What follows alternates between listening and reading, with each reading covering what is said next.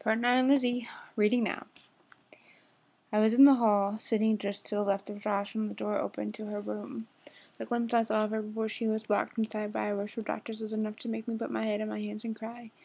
My mom sat to my right, and I heard her say, "Oh, no." Then her arms were locked around me and held me close as I openly sobbed. My body shook and my mind went numb, and I think I said her name. Maybe it was Josh who said it. I sat there for a very long time, crying until I was empty of everything, and it was in a perfect beat of silence, as if everything living had gone quiet when Lizzie died, when Josh yelled her name. He asked her to come back, and he never forgot his life for hers. Oh my gosh. My mom stroked a hand over my hair, and then she was up and through the door to Lizzie's room. I could hear her talking to Josh, letting him rant, listening to him beg and plead for anyone listening, to fix it. The nurses and doctors eventually filed out one by one. Some shook their heads sadly and talked in solemn tones to each other. A handful went about as if nothing had just happened. I had detached myself, felt myself on the outside, not allowing any more feeling to attach me. My mom looked out at me some time later and told me if I wanted to say goodbye, now was the time. I stood up and walked into the room, dragging my feet over to the side of her bed and stared down at this person who was no longer a person.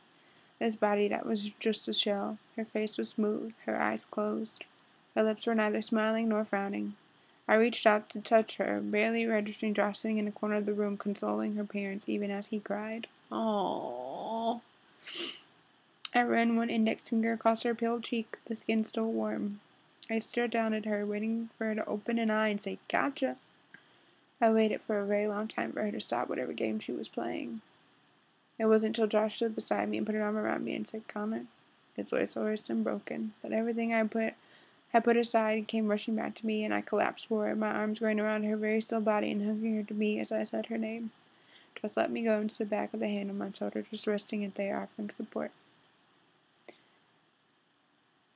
I pressed my face into the shoulder of her hospital gown and breathed her in. My voice was muffled when I said, "Did you love her?" Josh's hand tightened on my shoulder, squeezing instantly. His voice was watery with tears when he replied, "Yeah, man." He took a shaky breath that ended in a soft sniffle and continued, "I loved her a lot." I turned my head and rested my cheek against her chest, expecting her lungs to rise and fall, but she took air, waiting for the thump of a heartbeat that would never beat again. Instead, I was hugging her corpse. It wasn't Lizzie anymore, and I carefully let her go and stood up. I stroked Josh's hand from its resting place and shook my head, silently angry at him, at her, and myself. "Don't touch me." It was whispered, and I didn't look at him to see if he heard me. I felt him stiffen beside me, and I felt bad. He had loved her. I knew that. And she had loved him. But I had loved her first, and I felt cheated somehow. My best friend was gone. Gone. I turned around and walked out. I didn't wait when my name was called. I heard my mom say, "Let him go. He lost her too." And I thought of how true that statement was. I had lost her, and she would never be found.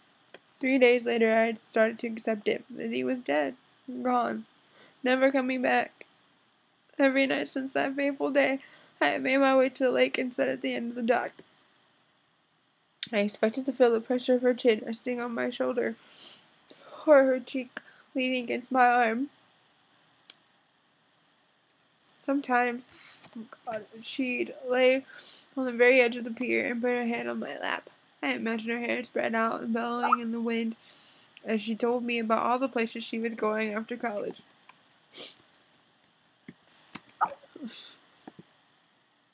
She wanted to see the Ponte Arts. She wanted her own lock of love one day. Oh my God. She wanted to climb mountains and learn the trapeze. She dreamed of heading north to see polar bears and to watch the whales migrate. She had goals and hopes and dreams. The last one she told me had been as she lay in a hospital bed just hours after waking up and confided to me that one day she would marry Josh. They were going to have 2 kids, both boys, and one would look like Josh and the other would look like me, and they'd be the most handsome men ever. That was not what I wanted. Okay.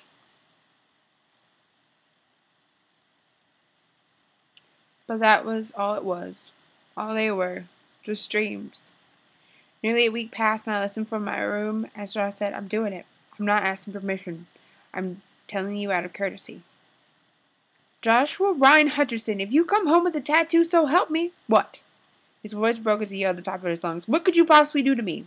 Are you going to bring her back from the dead and kill her again? Because that's the only way you can ever hurt me. I listened to him storm out of the house, the door slamming behind him. My dad said to my mom, he needs to do this. Let him be reckless for once. My mom's quiet agreement was a testament to what our household had been like for the past week. When Josh came home later, he went straight downstairs to his room in the basement. I waited a few minutes and then followed after. He stood in his boxers, staring in the mirror at the fresh ink low on his hip. It looked like a cross with the name Lizzie inside it, but the skin around it was pink and punctured. Did it hurt? Josh looked up at me with a shrug. Nothing hurts anymore. I understand because I haven't felt any pain greater since the absolute pain I felt that day. It looks cool. Which is I full up with tears and let some fall on Carrie, not hiding. I really loved her, Con. His shoulders shake as he bent over, putting his hands on the edge of the sink and wails, It's not fucking fair! It's not fair! He makes a fist and punches the mirror. The glass cracks with a spider web pattern and he shakes out his hand, knuckles bloody. I grab a towel and hand it to him. Sometimes I think she's still around. It's like I can feel her. Josh stares at me for a prolonged moment and nods. I feel it too. I stare back. I loved her too. At a sharp look, I stood my ground. She was mine first. And maybe she didn't love me the way she loved you, but she did love me. Josh's eyes softened as I spoke, as if he finally understood. I know, Connor. She did love you. You were her best friend. I nod, angry until he says, She told me one day that you made her happy. You made her a better person. And just like that, my anger left and I deflated, suddenly tired of being sad all the time, of harboring this resentment toward her inside me. She was the best. Josh smiles at that and grabs me, pulling me into a hug. The best there ever was, and the best there will ever be. With his arm hooked around my neck, he dragged me out of the bathroom, saying, Why don't I get dressed and we'll head down to the lake? That sounds like the best idea I've heard in a while. We sat on the edge of the dock, our feet hanging over the side, and talked about her. As evening approached, the clouds rose and were dark and angry. As I stared off over the lake, I said, Looks like it's about to storm. Musical laughter floated around us, and my shoulder felt the pressure of her chin leaning against me. Josh flecked his hand, curling it to a fist as if someone were holding it, and I swore I heard her soft voice laughing as she said, You have no clue. And she was gone.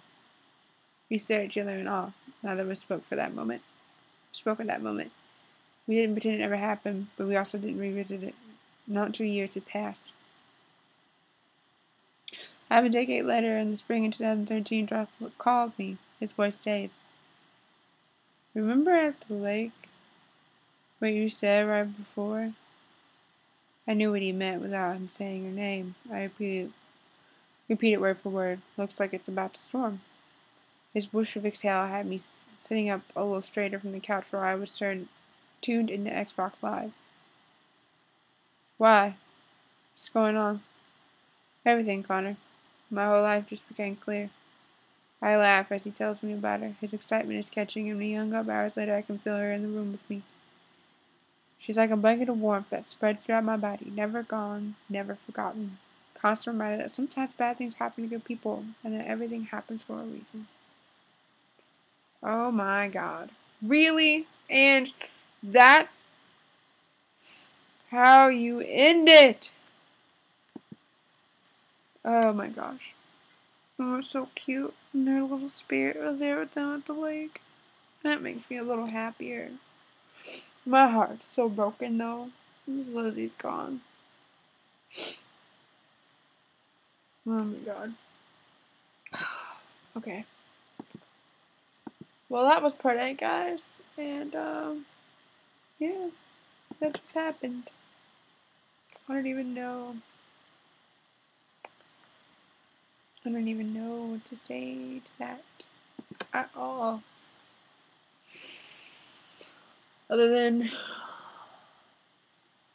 the first time, I was going to say the next time I see you, Ange, like I've seen you before, like in person. The first time I see you, you better hug me. You better hug the shit out of me. It's part 8, 7, 6, 5, 4. God, the first one had my little heart pumping. Oh, God. You killed me. You kill me, woman. You kill me every time. Lizzie's gone. Oh, gosh. It's like losing someone all over again. And eventually you get over it. You can manage a half smile. Day by day. It doesn't really get easier. It just gets bearable. Okay. Enough sad talk now. I'm gonna go eat a sandwich and be happy because I have food in my belly. But I love you. And I thank you for the story because it was good. I needed some cries this week, you know? Get some of this pent up anger and aggression out. And the fact that I haven't slept in like 3 days doesn't really help either. But I love you, girl. You stay talented. You wrap this shit in a box and sell it. I ain't playing. Bye, baby.